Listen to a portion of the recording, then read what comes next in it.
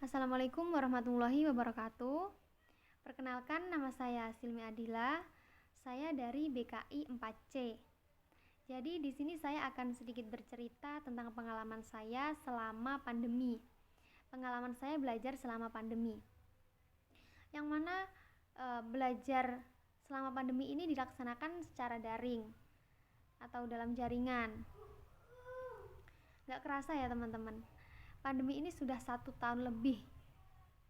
Sudah cukup lama sih ya.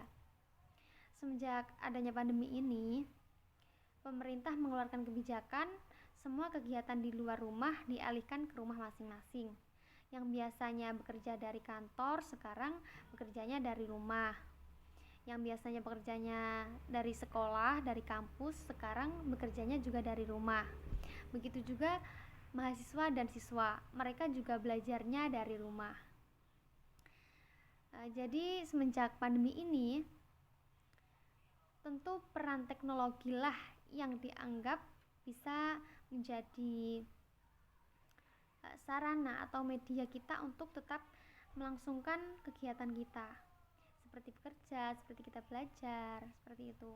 Terutama teknologi komunikasi. Jadi di sini saya akan sedikit bercerita tentang suka duka saya selama belajar di masa pandemi. Tapi di sini saya akan menceritakan terlebih dahulu dukanya selama belajar di masa pandemi. Kalau dukanya, yang pertama karena sinyal. Karena kalau dipikir-pikir, sinyal di setiap daerah itu tentu nggak sama. Kalau di kota itu sudah barang pasti kekuatan sinyal itu tidak diragukan lagi lah ya. Tapi kan kasihan juga teman-teman kita yang ada di daerah pedesaan, di daerah pelosok. Tentu itu sinyal sangat menjadi penghalang untuk proses KBM. Jadi di situ berakibat siswa ataupun mahasiswa itu motivasi belajarnya itu turun. Dan dari situ akibatnya prestasinya juga turun. Itu yang pertama. Dan yang kedua, materi yang disampaikan itu belum tentu nyampe ke kita.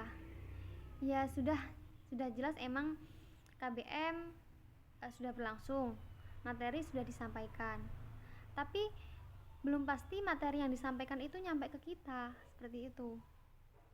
Ya mungkin karena kurang konsen atau banyak kendala lah, itu yang saya alami. Dan juga tugas yang diberikan menurut saya itu banyak sekali. Yang tugas ini belum selesai sudah ada tugas lagi, yang tugas ini belum sempat memahami bagaimana cara mengerjakan sudah ada tugas lagi. Itu ya beban sih menurut saya. Yang selanjutnya, menurunnya konsentrasi. Maksudnya yang biasanya kalau kita nggak daring atau pembelajaran secara offline, kita itu bisa punya konsentrasi yang lebih dibandingkan ketika daring. Karena dengan kita difasilitasi teknologi dan di situ ada banyak media sosial lah. Dari situ misal kita sedang KBM dan tiba-tiba ada notif dari IG dan di situ kita niatnya buka notif itu aja, tapi namanya juga medsos kan memberikan apa yang kita mau, apa yang biasa kita lihat, yang biasa kita kepoin di situ pasti akan selalu dan terus-terusan disediakan oleh medsos itu. Jadi niatnya cuma lihat notif tapi nanti keterusan sampai 1 jam. Dan di situ